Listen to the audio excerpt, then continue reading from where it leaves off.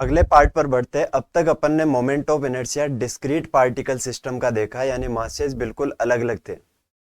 अब अपन moment of inertia continuous bodies का देखेंगे, जैसे रोड हो गई, जैसे कि डिस्क हो गई, जैसे कि रिंग हो गई, जैसे कि स्पेयर हो गया, जैसे कि सिलेंडर हो गया, जैसे कि और कोई कंटिन्यूअस मास सिस्टम आ गया जिसमें मास कंटिन्यूअसली डिस्ट्रीब्यूटेड है। अब ये करने के लिए आपको थोड़ा सा पिछले चैप्टर का नॉलेज होना चाहिए सेंटर ऑफ मास का। सेंटर ऑफ मास में अपन ने 3 टाइप की डेंसिटी कंटिन्यूअस बॉडीज के लिए डिफाइन की थी, और वो क्या क्या थी आपको यदि याद आ रहा हो तो। लीनियर मास डेंसिटी, जिसे लेमडा से लिखा था, क्या होता था, छोटे से लेंथ में मास यदि डीएम है तो डीएम बाई डीएल जो है, छोटे से लेंथ को डीएल बोल दिया है, उसको अपन ने लीनियर मास डेंसिटी बोला था।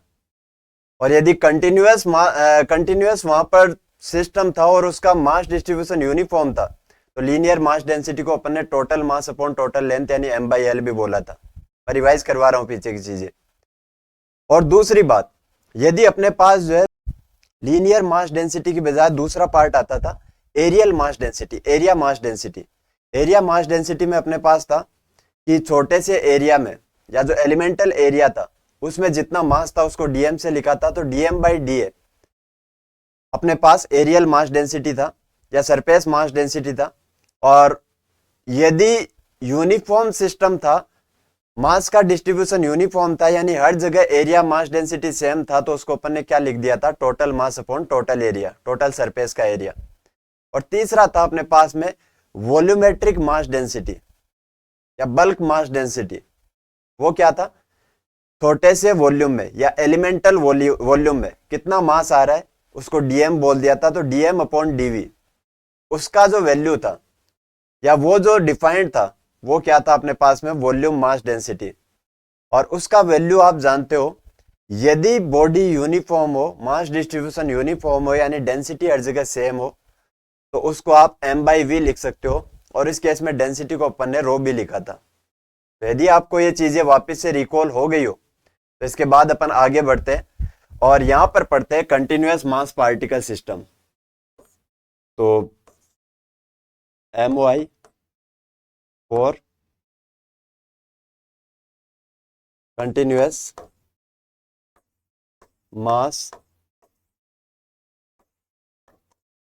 Particle system.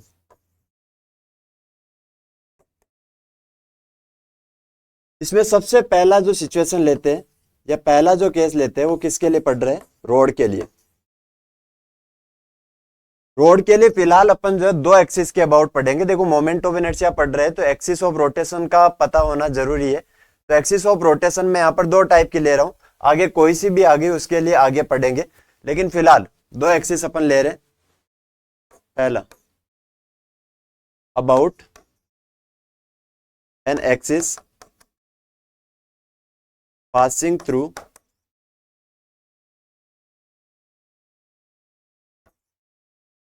its one end and perpendicular to the line of road।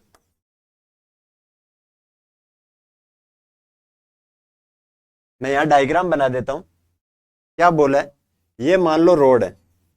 अच्छा, क्वेश्चन में आपके पास रोड जो है थोड़ी सी थिक बनाई भी आ सकती है, लेकिन हमेशा इस बात को अपन जो है फोकस में रखते हैं कि रोड अपनी जो है बहुत पतली होगी। तो डायग्राम में यदि क्वेश्चन में आपके सामने थिक रोड बना रखी है तो अपने कंफ्यूजन्स को दूर करने के लिए आप उसे जो है सिंपल एक लाइन बना सकते हो, बहुत ही थिन बना सकते हो। तो देखना, ये रोड है, मान लो मास एम है, लेंथ एल है, और यूनिफॉर्म रोड है। ये यूनिफॉर्म रोड के लिए पढ़ रहे हैं अभी, यानी उसका मास डिस्ट्रीब्यूशन कैसा है, यूनिफॉर्म है, यानी बराबर बराबर लेंथ में बराबर बराबर मास आएगा, क्योंकि इसका सारा मास लेंथ पर ही तो है बेटा। आप जानते हो यदि कल को इसके लिए अपने को डेंसिटी डिफाइन करने की जरूरत पड़ी तो डेंसिटी कौन सी आएगी, लेमडा, लीनियर मास डेंसिटी। क्यों, क्योंकि एक लाइन पर ही तो मास है। अब देख लेते हैं अपनी एक्सिस कहां पर है। एक्सिस इसके एक एंड से पास हो रही है और इस वाली रोड के परपेंडिकुलर है। बताओ ऐसी कितनी लाइन होंगी, इनफाइनाइट लाइन होगी। भाई ये मान लो रोड है अपनी, इस रोड के परपेंडिकुलर ये प्लेन है, इस प्लेन में कितनी लाइन होगी, इनफाइनाइट। इस प्लेन में इधर भी लाइन ले सकते हो, इधर भी ले सकते हो, इधर भी ले सकते हो, किधर भी ले सकते हो। और आप सिमेट्री से जानते भी हो कि उनमें से कोई भी लाइन के अबाउट रोटेट करो, चाहे इस वाली लाइन के अबाउट रोटेट करो इसे, चाहे इस वाली लाइन के अबाउट रोटेट करो, रोटेशन तो सेम सा ही आएगा वहां पे। ठीक है, चलो तो इसके अबाउट रोटेट यदि करें तो अपने को मोमेंट ऑफ इनर्शिया पूछा कितना आएगा, कोशिश करते। कंटिन्यूअस मास पार्टिकल सिस्टम है तो आप सेंटर ऑफ मास से जानते हो कि आपको क्या करना है, यहां पर कोई ना कोई एलिमेंट लेना है। क्यों लेना है? क्योंकि अपन ने अभी तक पढ़ा है कि मोमेंट ऑफ इनर्शिया mr² होता है, वो m की वो जो r होता है वो क्या होता है, परपेंडिकुलर डिस्टेंस होता है एक्सिस से। तो बताओ यहां तो हर जगह छोटे छोटे मास है, तो इनकी परपेंडिकुलर डिस्टेंस यदि आप देखना चाहो तो सबकी अलग अलग है, अलग अलग है, तो अपने को एलिमेंट लेना पड़ेगा। तो एलिमेंट लेते हैं, मैं मान लेता हूं यहां से कुछ x दूरी पर मैंने एक छोटा सा एलिमेंट लिया है जिसका थिकनेस मैं मान लेता हूं, देखो इसी x के अलोंग ही तो है, तो x में छोटा सा चेंज करेंगे तो ये वाला लेंथ आ जाएगा, छोटा सा एलिमेंट आ जाएगा। डायग्राम में दिखाने के लिए बड़ा एलिमेंट बनाया लेकिन एक्चुअल में क्या होगा, बहुत छोटा सा होगा क्या। तो x में जो छोटा सा चेंज होगा, x final minus x initial, उसे डेल्टा x से लिख सकते हो, लेकिन छोटा चेंज है तो किससे लिख सकते हो, उसे dx से लिख सकते हो। तो छोटा सा एलिमेंट अपन ने लिया है, ये अपना एलिमेंट है। इस एलिमेंट के लिए यदि मैं डेंसिटी देखूं तो डेंसिटी कौन सी होगी, लैम्डा, लीनियर मास डेंसिटी। और लैम्डा जो आप जानते हो छोटे से एलिमेंट के लिए, छोटी सी लेंथ के लिए क्या आता है, dm/dl आता है क्या। dl क्या होता है, एलिमेंट का लेंथ, और dm क्या होता है, एलिमेंट का मास। एलिमेंट का लेंथ तो अपन ने यहां किससे लिया, dx से लिया, तो dm/dx। और यदि ये यूनिफॉर्म है तो आप जानते हो इस dm/dx की बजाय इसे और क्या लिख सकते हो, total mass upon total length भी लिख सकते हो क्या। तो टोटल मास तो m है और टोटल लेंथ l है, तो m/l से भी इसे लिख सकते हैं। तो यहां से समझ आया कि जो एलिमेंट का छोटा सा मास है, कभी जरूरत पड़ी तो क्या लिख सकते हैं इसे, m/l इंटू dx। आज तो अपन यूनिफॉर्म क्वेश्चन कर रहे हैं, कल को नॉन यूनिफॉर्म आया तो क्या फर्क पड़ेगा, इस लैम्डा का वैल्यू हर जगह चेंज होगा। उस केस में इसे m/l अपन नहीं लिख पाएंगे, और उस केस में लैम्डा का जो वैल्यू क्वेश्चन में दिया रहेगा, मान लो kx दे रखा है, उसे यहां पर पुट कर देंगे और dm वहां से आ जाएगा क्या, तब ये नहीं लिख पाएंगे, m/l नहीं लिख पाएंगे। आज अपन m/l लिख पा रहे क्योंकि ये यूनिफॉर्म है क्या। चलो तो ये जो छोटा सा एलिमेंट आया है बहुत छोटा सा है बेटा, डायग्राम में इसे जो है बड़ी लेंथ से दिखा रखा है, लेकिन एक्चुअल में x में छोटा चेंज है, बहुत छोटा चेंज है, तो इसको आप एक पॉइंट की तरह मान सकते हो क्या। और उस पॉइंट को इस एक्सिस से परपेंडिकुलर डिस्टेंस ही तो है, कितनी है, x है।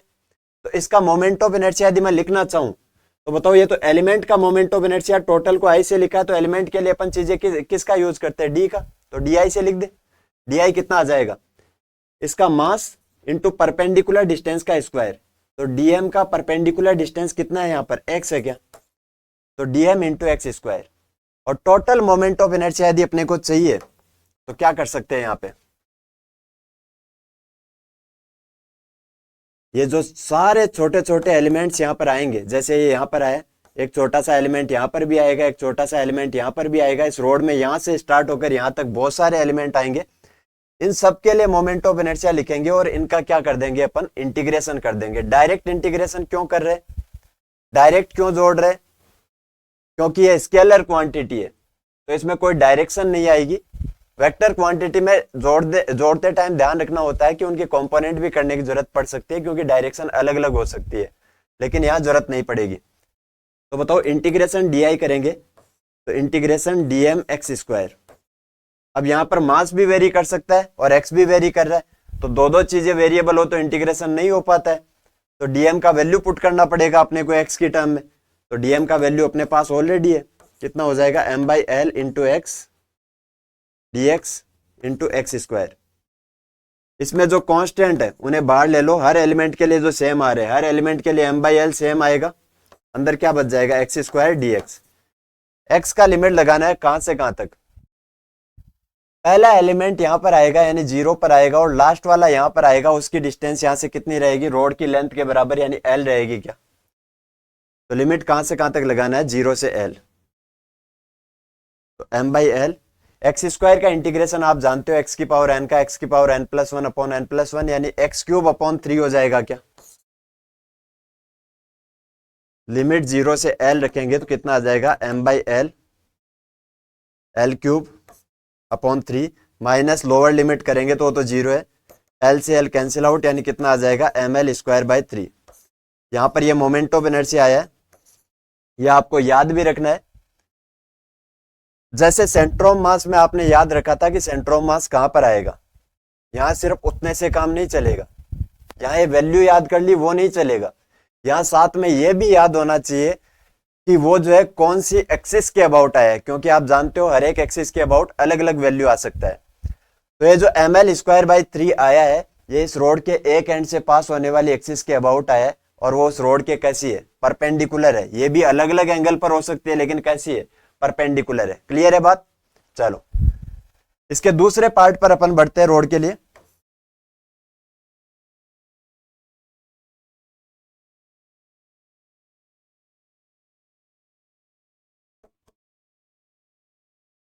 M Y moment of inertia of road about an axis passing through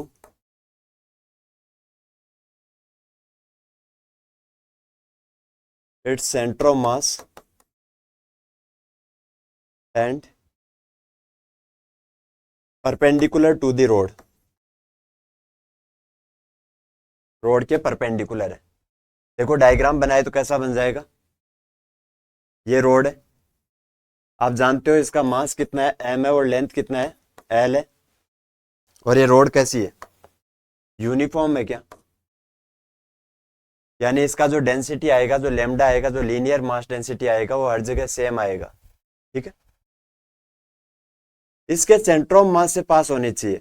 अपन जानते हैं यूनिफॉर्म रोड है तो इसका सेंटर ऑफ मास बिल्कुल बीचों बीच होगा, यानी यहां से भी l/2 डिस्टेंस पर और इधर से भी l/2 डिस्टेंस पर। इस सेंटर ऑफ मास से पास होनी चाहिए और रोड के कैसा होना चाहिए, परपेंडिकुलर होना चाहिए।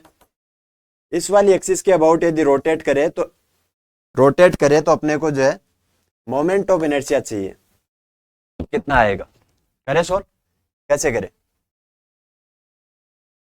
वही एलिमेंट लेना पड़ेगा बेटा। तो मैं यहां से x दूरी पर एक छोटा सा एलिमेंट ले लेता हूं जिसका लेंथ मान लेता हूं कितना है, x में छोटा सा चेंज जो कि dx से लिख सकते हैं क्या।